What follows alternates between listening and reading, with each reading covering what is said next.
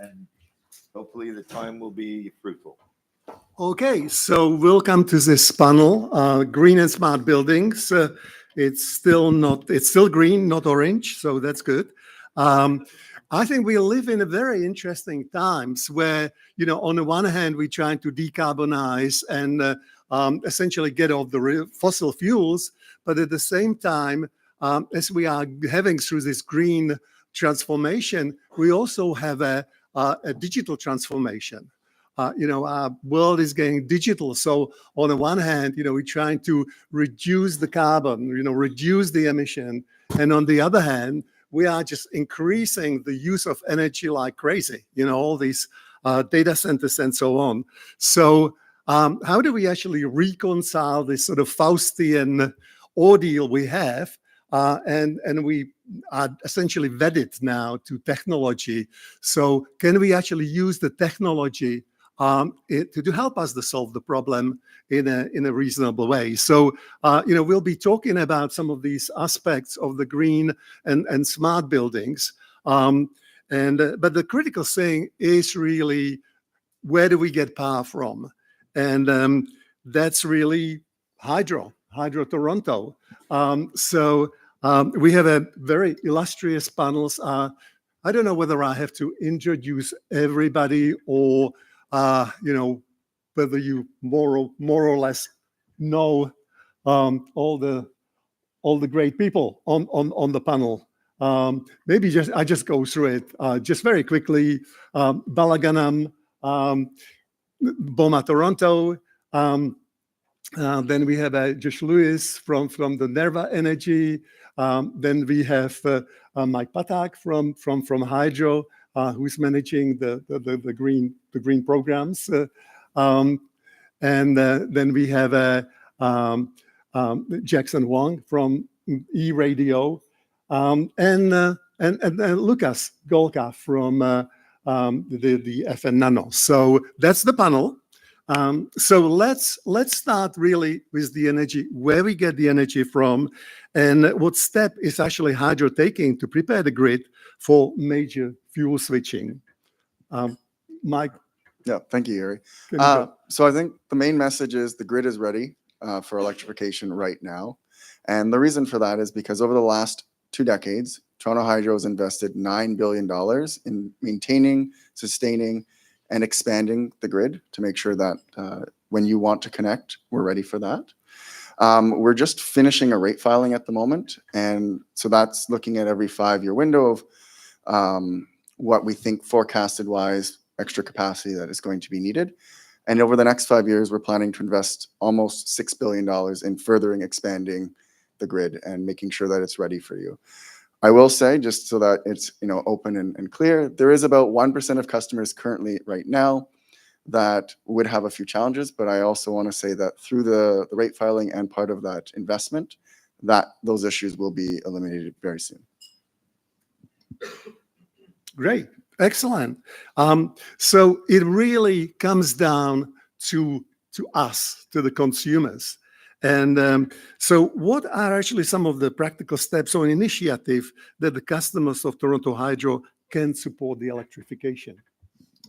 So I think the simple message to take away is talk to us early. And when I mean early, the minute you're thinking about decarbonizing, a lot of the time you've already got all the design and you're basically wanting to connect. Talk to us way before that. And that's kind of why the Toronto Hydro Climate Action Team has been created, is to have those early conversations, because there's a lot of things, not just the Climate Action Team at Toronto Hydro, but the whole company as a whole can provide some insight in, options for how to better connect and make that whole connection process a little bit smoother and faster.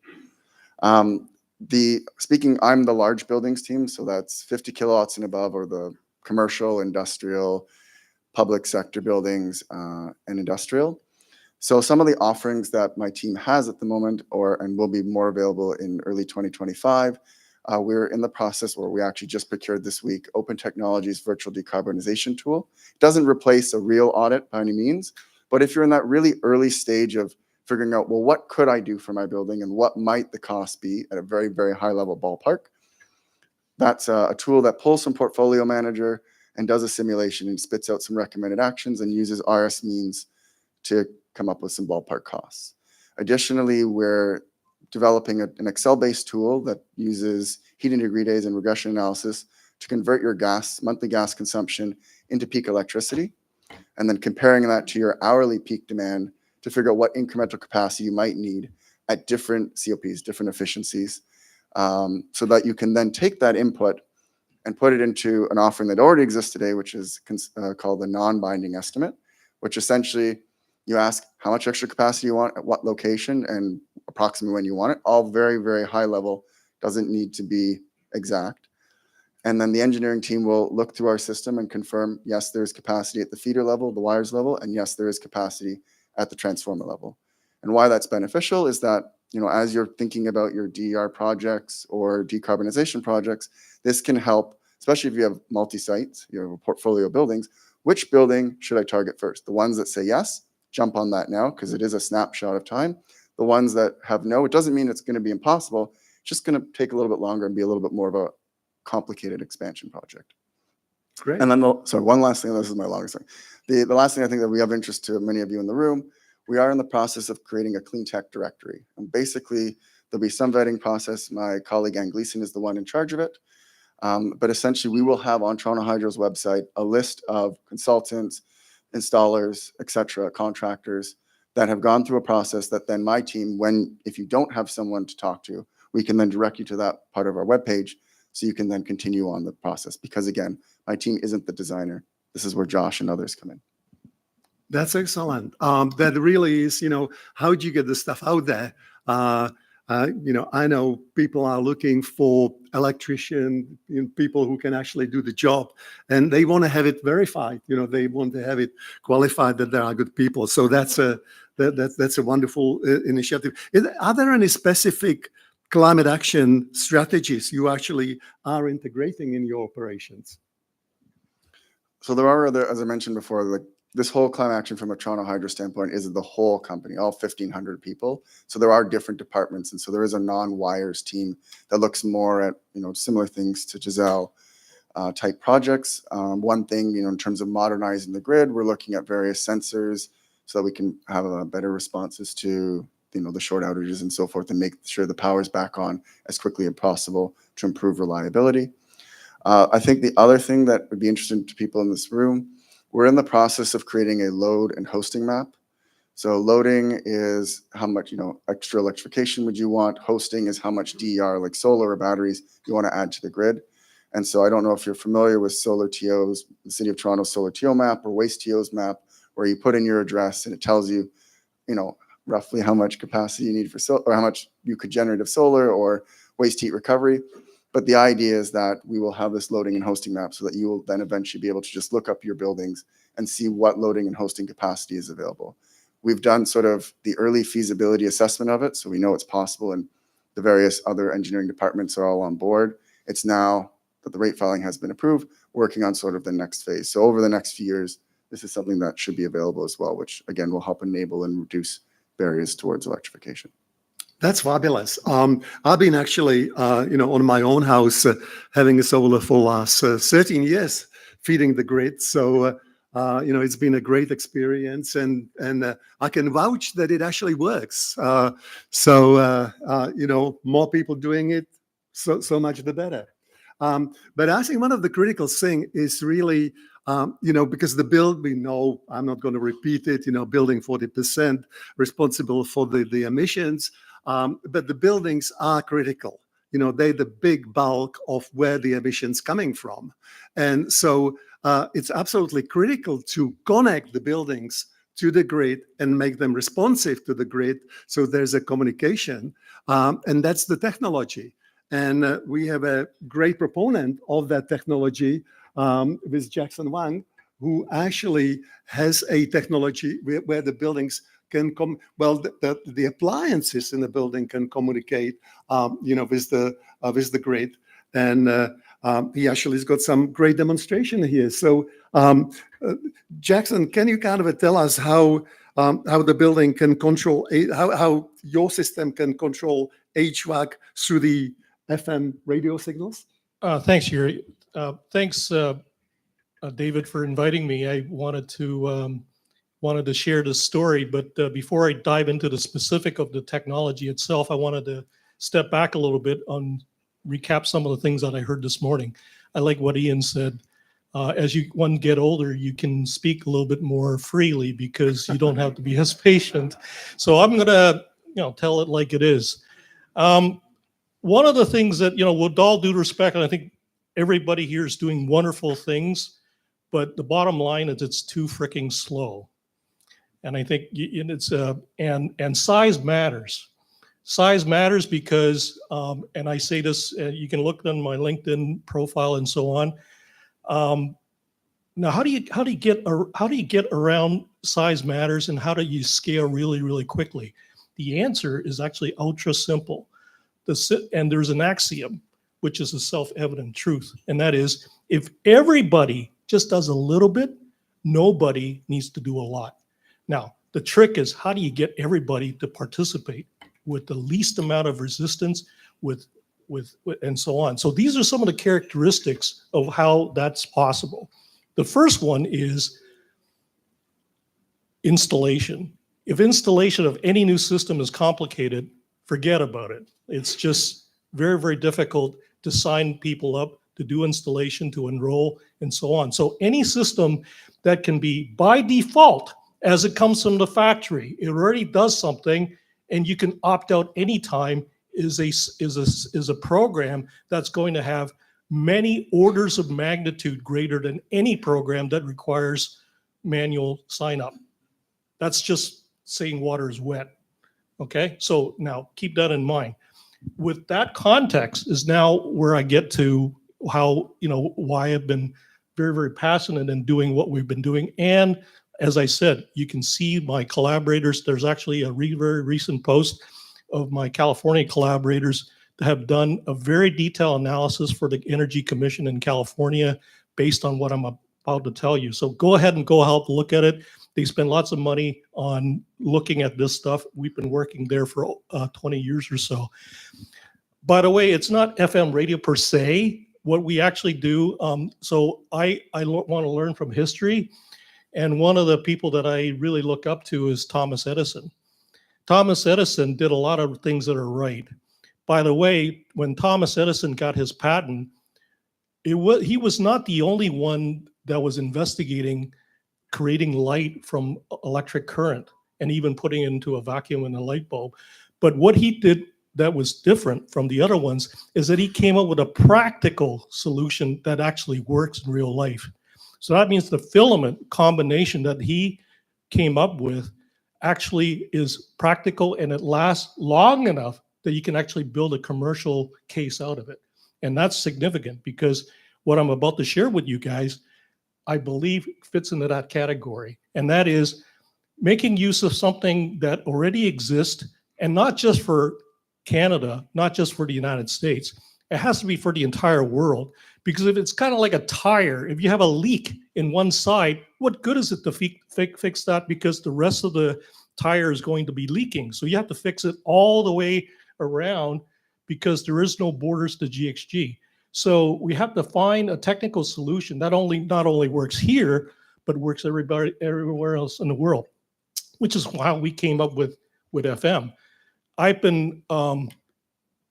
I've been nominated 10 years ago and confirmed as a co-chair of I actually helped set US broadcast standards.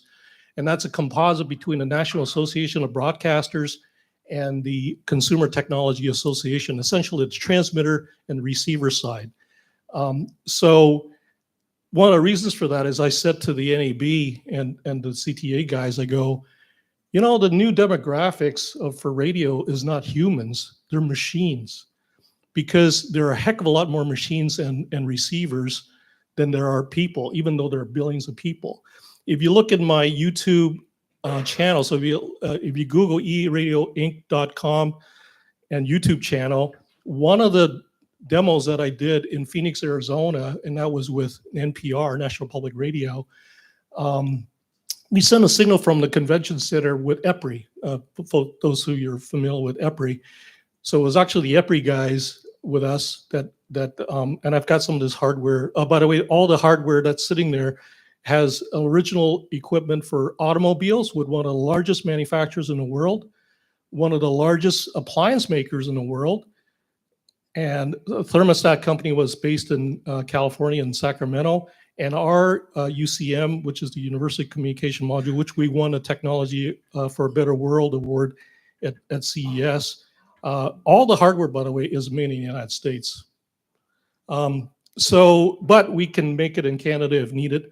That being said, so the composite of using a standard that is everywhere in the world, there are 50,000 FM transmitters around the world, whether it's in Africa, South America, Caribbean. In fact, I get calls from South Africa and Colombia on doing this stuff, and also from the Europeans. I recently helped the European publish their project paper in Japan in September, a couple of months ago.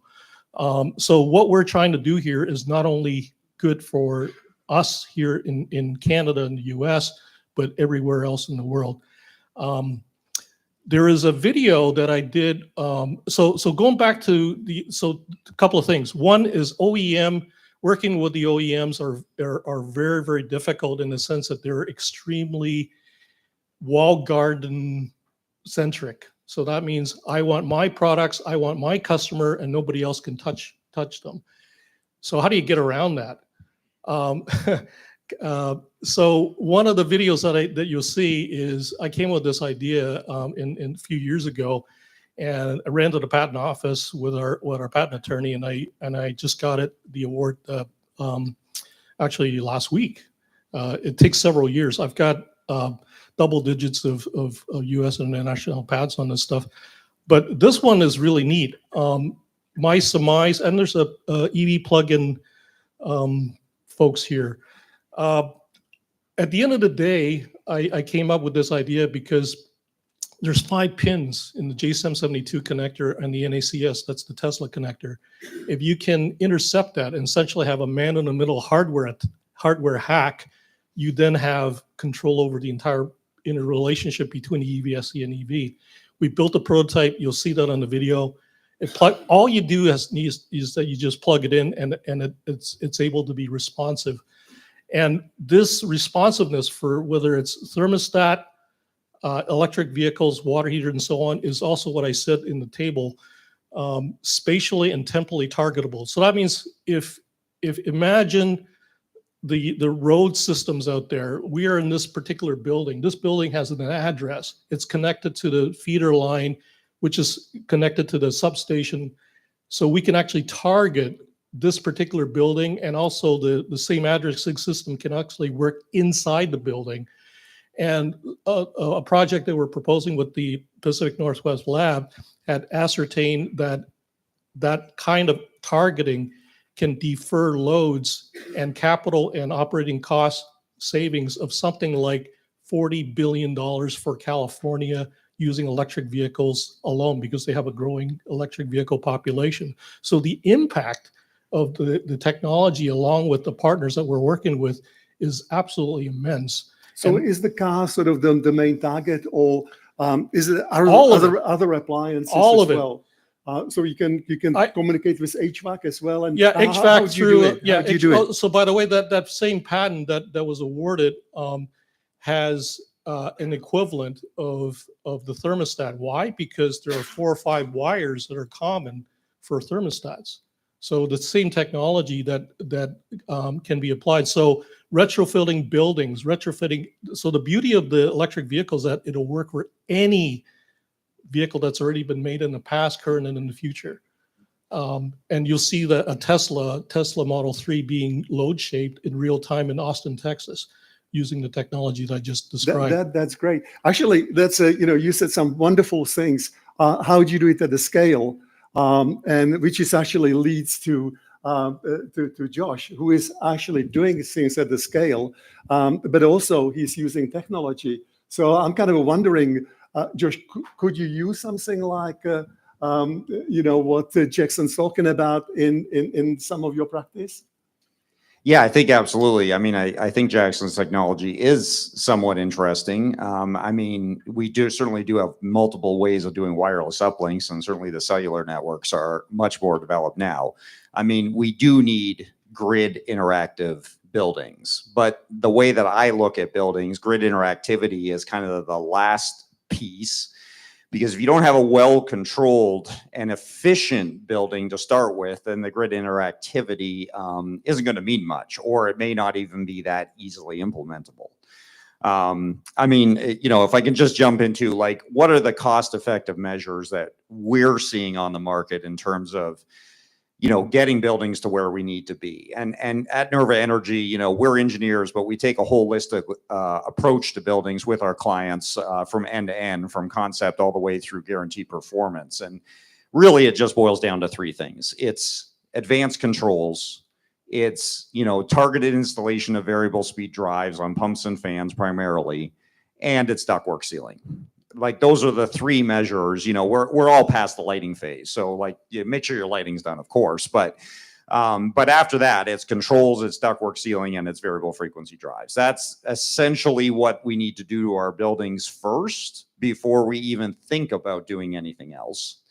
Then the next capital cost that comes up, where the opportunities lie, is heat recovery. But that tends to be a more capital intensive project. And I'm talking about the mass scale of buildings here. Obviously, there's all types of opportunities for industrial heat recovery, but I'm talking more commercial, multi-residential, kind of where kind of our mass scale buildings. So it comes down to heat recovery. And then after that is when you can start to think about heat pumps and conversion, partial or full building decarbonization. But here's the key. Because you put the efficiency in place and you put the heat recovery in place, now you can actually right size the heat pump systems. And that's the mistake that a lot of people are making, is just jumping into full or partial decarb without realizing there's a lot of efficiency to drive out of the buildings first, so that the decarbonization can actually solve practically and financially and not overload Michael's grid, right? Sorry. I wouldn't say overload, but just we want to right size. You want to do things properly, and that's partly why we want to work together so that we can do that. Because why do you want to build a giant transformer and then later on do the efficiency and you just paid for a bigger transformer? Yeah, exactly. And a bigger heat pump and bigger operating costs on that heat pump, which inevitably are going to cost more than probably the natural gas solution you're on today. And one thing I will say too, we're seeing in the market, unfortunately for existing buildings, decarbonization does not appear to go through the building envelope. I mean, we'd all love to put triple pane windows on all our buildings and put advanced cladding solutions over existing buildings to make them more insulative. But unfortunately, that's just not financially solving right now. And let's be honest, we don't have the time. We've all heard about, a lot of us have probably heard, like, we need to decarbonize 7 large buildings a day fully in Canada in order to hit our 2050 target. And we're nowhere even close to that. So let's just put the building envelope to the side. I mean, we can do a lot of good things there in new construction, but in existing buildings, it's not really practical. So like, just to get to scale though. So we have executed for Drulo Holdings. That may not be a household name, but they're the 10th largest apartment ownership operator in Canada. They own 85 buildings, 10,000 suites here in Ontario. And they've been winning a lot of awards over the last 12 months. This was the largest multi-residential smart building conversion in North America. We drove a 34% energy reduction and a 36% GHG reduction in their portfolio of buildings dating from the 1960s to recently built, primarily just through smart controls and a little bit of variable frequency drives. Unfortunately, there wasn't too much of a heat recovery opportunity on their buildings because they're not centrally exhausted, although that always exists for multi-res buildings. That delivered 3.1 million kilowatt hours and 1.3 million meters cubed of gas out of the Ontario utility grids over the last year and obviously going forward. So you can do the math. That's millions of dollars a year for them. But they're not a public company. This was not driven by their need to reduce greenhouse gas emissions. This was a purely financial play. They asked for a 12% return on investment on this project, and we delivered them 16% return on investment on this project. And this is phase 1. This is optimize.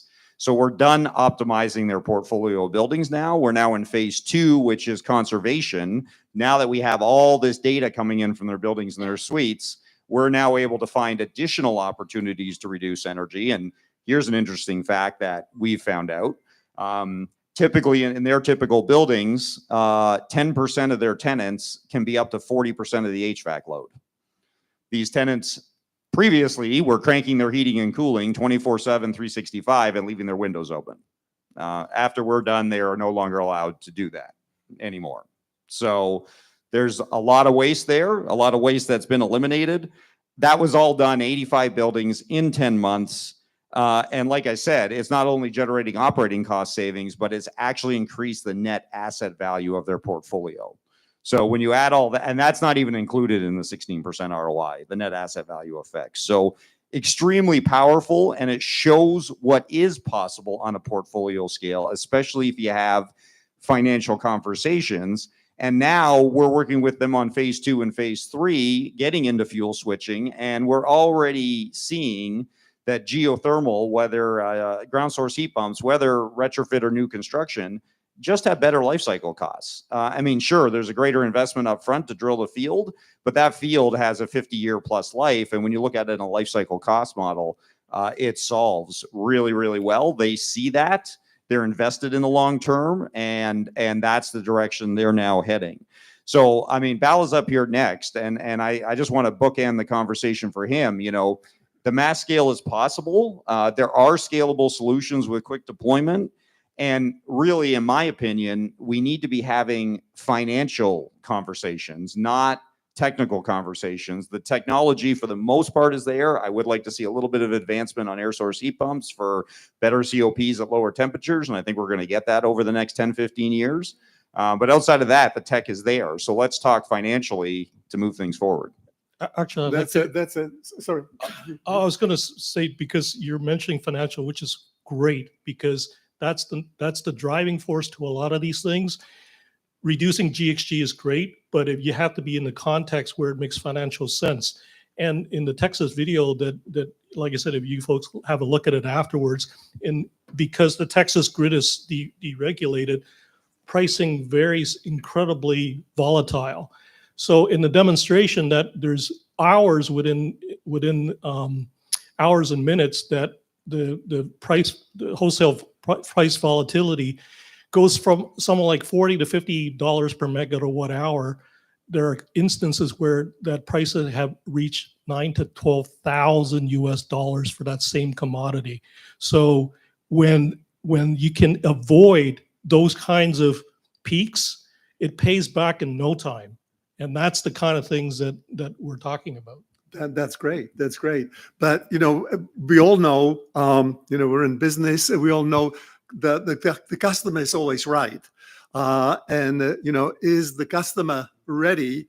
And, Bala representing the largest group of customers, the property managers who run and own the buildings, are they actually ready? And, like we've got this wonderful example of one owner doing the right thing.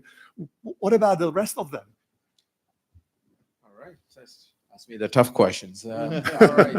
First of That's all, why you're here. Thank you, OCF, for inviting Boma Canada to this conversation. We need to have more of these conversations to kind of constantly push this our efforts towards our larger objectives. So I will take a slightly different approach. At a high level, I think there are like 5 groups that are kind of working together on this, or should be working together. One is the policy folks, the governments and public policy. That's important, but we will continue to advocate for the proper ones.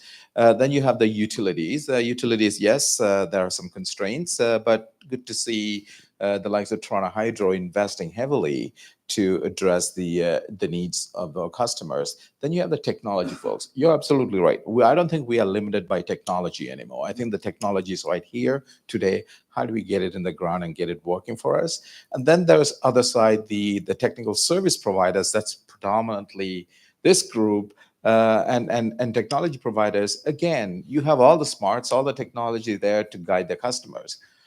Where things tend to break down is the other piece, is the customer side. Because one, there's clearly a lack of awareness. And all the great case studies, including the one, Josh, by the way, remarkable achievement on that portfolio Trullo project, it's all coming out from a very small percentage of building stocks. I'm talking at max 30% of the building stock in any given city. According to NRCan numbers, about 60 to 65% of building stocks, what they call mid-tier or small to medium-sized building. So even the conservation effort to date predominantly is coming from that top 25 to 30%. So we are just beginning to scratch the surface. So how do we, unless we motivate and mobilize the small to medium building sector, the likelihood of us collectively meeting our 2050 target is going to be slim.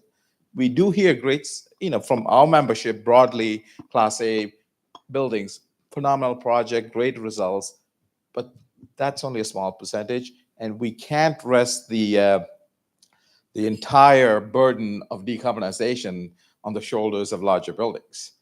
So it's important that we get smaller buildings and involved and motivated. So that's kind of what led to our submission to NRCan for under the DRE program for funding, because through our engagement, we found there's a huge lack of awareness in the small to medium sector, but also resources and capacity. So what we propose to them is, okay, give us a chance to kind of tackle that piece where we become kind of the portal to bring all the other pieces together to make it work.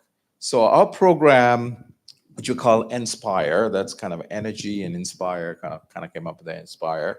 Anyway, it's kind of focused on 4 areas. One is a free building performance resources. That's like a knowledge hub to share case studies and what's possible and what's out there. All that, case studies and best practices and so on and so forth. Then there is a piece for technical services. Now this is where the audits and energy studies and engineering studies and all those, there'll be incentive for those to get that going. And then there's a third piece is the actual incentive. Now this is where, how do we help those, because we know that the mid-tier sector is very resource constrained. So how do we address those barriers, and can we connect the energy service providers and the customers with an objective of achieving certain goals through this program? So that's the third piece. And the fourth one is the capacity building. We do need to train both the technical side, this group, in terms of how do we approach this sector so it can, it's not only a business development opportunity, but also actually addressing the needs of our members. So that's important. And the flip side is the customer side. We also need to educate them on the importance of decarbonization, not from the sake of the environmental perspective. That's very important. But let's face it, people own building and run building not to be environmentally friendly, but rather to make money. That's the bottom line. So how do we make the business case for decarbonization? So that's important. So it's not all about, implementing your latest technology. No, it's about understanding where you need to go, what's available, and how do we align your business objective in terms of asset renewal plans and equipment replacement and so on and so forth with the incentives that are currently available, whether it's through regional folks like IESO and Toronto Hydro and others, as well as your own investment strategies. How do we align them? Again, very often we find that they all misalign, and then we wonder, how come things are not happening? Or how come things are happening slowly? So that's the essence of the program. So the program is called Inspire. We are currently going through a program design and development, and our interest is to work with the Allied Network very closely, because you guys make it happen. We will be working with our members of the customer side to make them understand why the journey is important. And we will be working with our utility partners and policy partners to make sure that their strategies and objectives are aligned with ours. Because unless we all start rowing in the same direction, we will be having this conversation another 10 years and 20 years and 30 years, come 2050, which in broader sense, that's like 3-4 weeks from now, we'll say, oh, we spent billions and billions of dollars. How come we fell short? So anyway, so that's kind of our practical approach to addressing this. And I hope many of you will join the program and through that be part of it. And also more importantly, work with your clients to provide the services that they need to get them over that hump. That's great. But, we do know that the commercial real estate sector is very constrained. It's still very difficult to get people back to the buildings. So the rents are not coming up. The money is tight. So, but you actually mentioned that you actually already have very good subscription rate to your program. How do you do it? I mean, where are where do you get the juices going? I think part of the benefit is, I would say, the BOMA brand is because it's kind of considered a trusted resource, because we are not out there to sell a service or a product or anything. We're just out there representing their interests. So we announced the program late September in Vancouver at our national conference, BOMAX. So now we're in end of November, that's 2 months, and we have just organically, without even aggressively going out and marketing, we have close to 5,000 buildings enrolled in the program, and actual program will be launched mid-January next year. So excellent. Well, that's great. That's a good news. We're going to switch the gears a little bit because we talked about the energy. So we better talk about some green buildings. Certainly, Mr. Trump, he wants to have a clean air and clean water. And Lucas actually has a innovation which does clean the air, not only inside of the building, but also on the outside building. It's a nano-coating technology, which not only does clean the air, but also save the energy. So please tell us about what is it that you're doing? Actually, what we are doing, we developed nano-coating photocatalytic technology based on titanium dioxide in Europe. And we use this technology to two things. One is to clean the air. By cleaning the air, you save energy, let's say, inside, in interiors, by not plugging the filters so fast.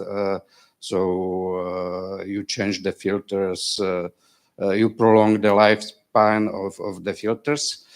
So you save a lot of energy if the filters are clean and the air flows fluently through those filters. That's for inside, for interiors. For exteriors, I would say that the most advantage is that it reflects the solar heat or solar beams, and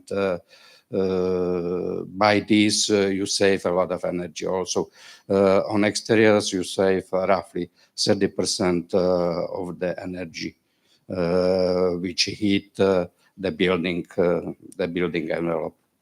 Are there any case studies in Ontario? Or? Yes, there are two projects done. One for exterior. This one is done on Port Credit Lighthouse in Mississauga.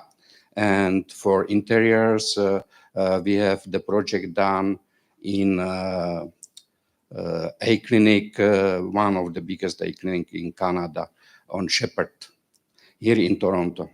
Great. And the main reason why we did the project on Shepherd, on A clinic, the Dr. Kerry had a lot of problems with sickness days of his employees. So he wanted to cut them down. After applying the FN nanotechnology, he solved this problem. No more sickness at his office or at his clinic. Yeah, well, the climate change definitely is going to increase the amount of sickness, so we're going to need that. So we've got some time for some questions. Anybody wants to raise the hand? Okay, well, I feel free to speak as well. So two things. One, I met the Czech, sorry, I met the Czech Trade Commissioner at Erie. I think it was the Green Building Festival, because we've been doing this for many years. And when I saw nano, because I studied nanotechnologies and other things many years ago, and when I was told it's good for the cool roof, it literally showed me with the benefit. I said, well, we can get $1,200 a kilowatt. I mean, we're literally, as you know, Bala, we were giving $800 a kilowatt just to put 3M film on that. And in terms of the building envelope, Josh, I agree with you. I had to show the IESO and the Green On Fund that a triple pane window isn't economic. But I have three options right there on my table: acrylic interior panel, a company that's adding to the existing windows in New York and Boston and turning those windows, those existing windows, into triple pane. And then we have somebody here that has a new technology that's been used in Quebec, which is again a solar film. So there is building envelope improvements as part of that whole holistic approach. But to bring it back to nano, when I went to the eye clinic at Young and Shepherd and literally met the people. And we have spent $25 million or something putting air purifiers in each classroom. And in Europe, as I can show you on the nano table, in Europe, they coated the classrooms and they didn't have to use electricity in an air purifier within the classroom. So there's a whole report there on ESG. I just want to say that in terms of titanium oxide and its use, it is amazing. But as we are learning, people don't know about it here. They know about it in Europe. And so I just wanted to bring that forward as you're speaking. And obviously I'm sitting next to Jackson Wang. We've been doing this for many years. Energy prices, we're on a committee with PNNL. There are so many things in other jurisdictions that we can do here, but we need the customer to understand it. And now with the CIB money and the Deep Retrofit Accelerator Initiative, which is what DRAI is, there's an opportunity to have that funding available. great. But We have another question over go there. ahead. Oh, thank you very much. It's Anthony Warner. My question is to Lucas. The application of the coatings, how is that done? What's the installation process? What do you mean? How is it installed? You're painting it or you're spraying it? Yeah, You can spray it, you can paint it by brush, you can roll it. We have a demo, a sample over. Oh, sorry. okay, thank you very much. You're right. Great. I'm afraid we've done too good job here. No questions. What's going on here? Anybody's got any good questions? There's a gentleman there. Just a comment. It's just very nice to see what's going on, and also the forgot. Well, yes, just your thought of connecting all the different arms here together, because that's definitely seeing the different arms, different parts of the body are not working together, but connecting together in this forum and also bringing it to the customer is definitely the path forward. So this is great to see. We're very thankful. Thank you, and I think it's worth noting that we need to accept the possibility that distinct possibility that not everyone's going to go for retrofit. That is because it may not make business sense. So we need to take an approach, more of a building optimization approach, to align that with the asset renewal approach, because it's not sometime, it may not be just implementing a geothermal technology or other technologies. It may just be filling out all those air holes around your windows, whether that we use that window technology you're talking, or just simply walking around, put a caulking around all the areas. That's because we all know the real leak is happening not through the glass but around around the frame. Things like that. I think if we take the more of a optimization approach, I think you can find more solution, more easy wins, as opposed to driving retrofit all the time. Because, like I said, we're running into areas where people think, okay, you know what? I just replaced my my hot water heater 5 years ago. Why should I want to go back and change it? Or same thing if it's a rooftop unit, same thing. So I think we need to be a little bit more practical in our approach, and that's one of the things that we want to drive through our program. Yeah, just, following up on that too, like we talked about it being a financial conversation, right? Because we all know everything solves the dollar signs in the end. But we do need, like, we have to understand, especially in the mid-tier market, that they don't have teams of people to help them with this. So we need more holistic solution providers who take end-to-end responsibility, whether it's their own technology or whether they're bringing multiple technologies to the table, because most building owner operators don't have the time or the knowledge to connect all the dots between engineering, architecture, tendering, installation, commissioning, warranty. And then, by the way, if all those pieces are separate, who's providing the guarantee on that? Well, nobody, realistically, right? So if we don't approach the market more that way, we're missing a big opportunity. One other thing I'd like to say too is that one of the easiest decarbonization paths is staring right in front of us, the ubiquitous rooftop unit. Okay, that just is everywhere on smaller commercial buildings. There's actually really just a path for that. It's literally a prescriptive path. We need to put advanced CO2 demand controls on rooftop units holistically, because right now we're probably 5% or less on that. That drives 30 to 40% improvement in their current efficiency. And realizing that most of these gas units are fired, Enbridge actually now has got a program at the table to help incentivize on the replacement of those units, which, by the way, typically only have a 20, 25-year life at most. Hybrid units, which are literally a drop-in replacement now, that'll give you zero carbon heating from about 18C down to 0C to -5C before the gas backup kicks in.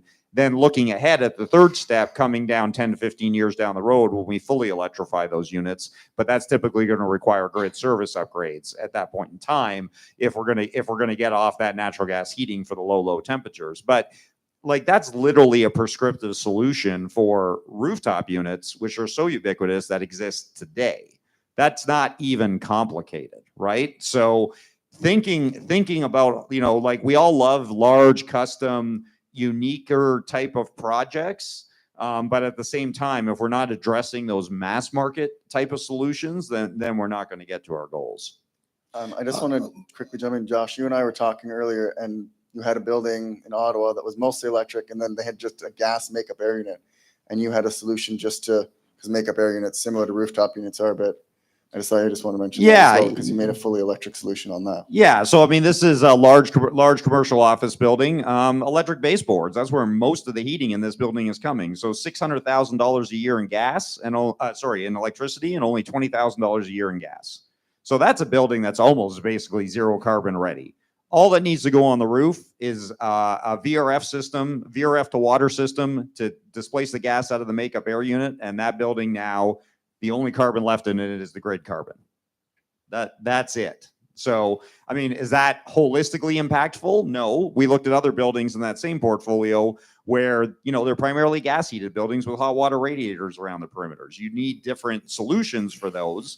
But even then, there's no technical issues with those solutions as they exist today, whether they're, in these cases, because they're existing buildings in a dense urban environment, you're not going to do geothermal. So it's a combination of their air to water solutions and potentially actually district energy solutions, as the federal government in Ottawa is launching a zero carbon, low temperature district heating system that's going to help them and their partners in the downtown Ottawa area significantly decarbonize. Great. Can I unless there's a question here, but can I ask Bala, because I'm also, so from OSEA's point of view, Ontario Sustainable Energy Association, we see all these roofs with what Josh just said.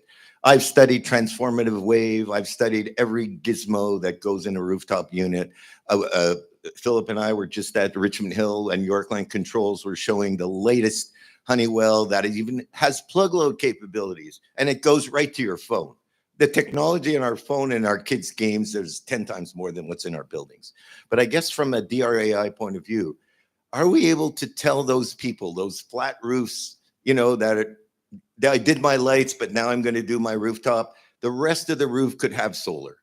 Instead of trying to do it in parking lots, yes, there is snow. We've done it.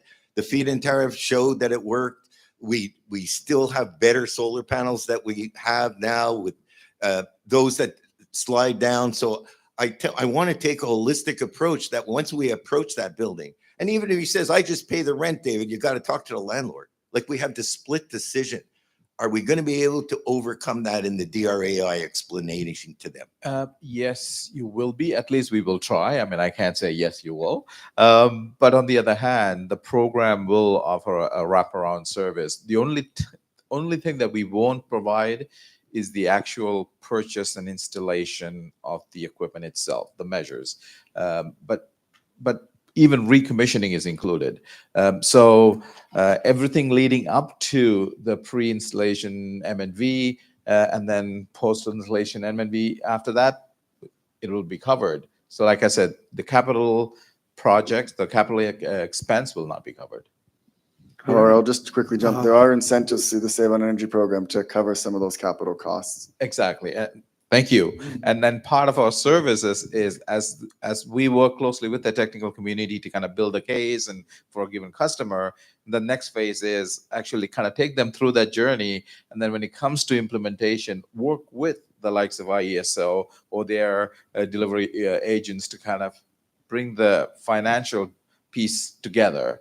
And then stay with the customer throughout that process. So again, there's going to be a lot of hand-holding required in this journey. And again, we're not promising, hey, everything's going to be rainbows and rose petals, but it's an experience, it's an experiment, and we would like everyone's support to actually make it work.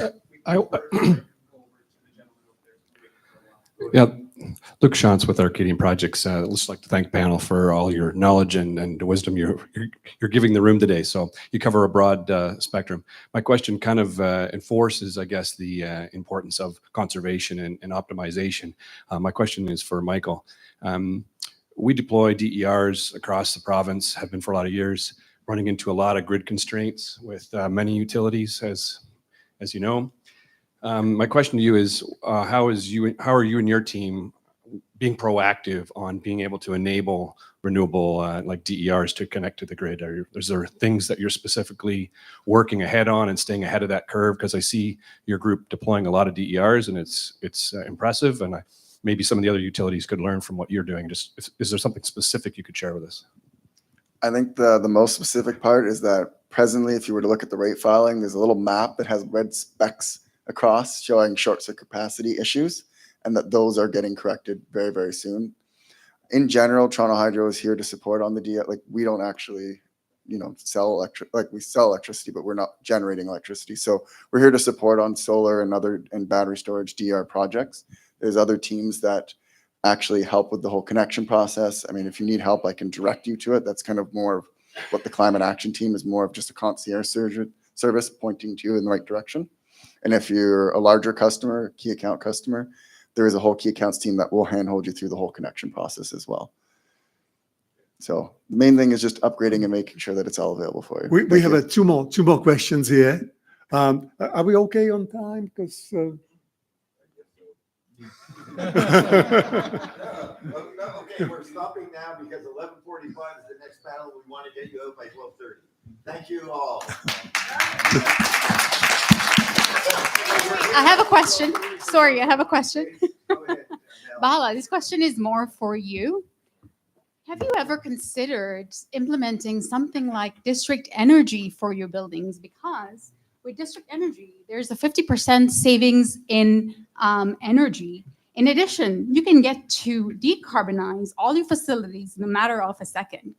So, I mean, it's not a second, but, you know, and just, so I'm just asking, like, are you considering going down that path? Or I think at some point in time, we need to have that discussion.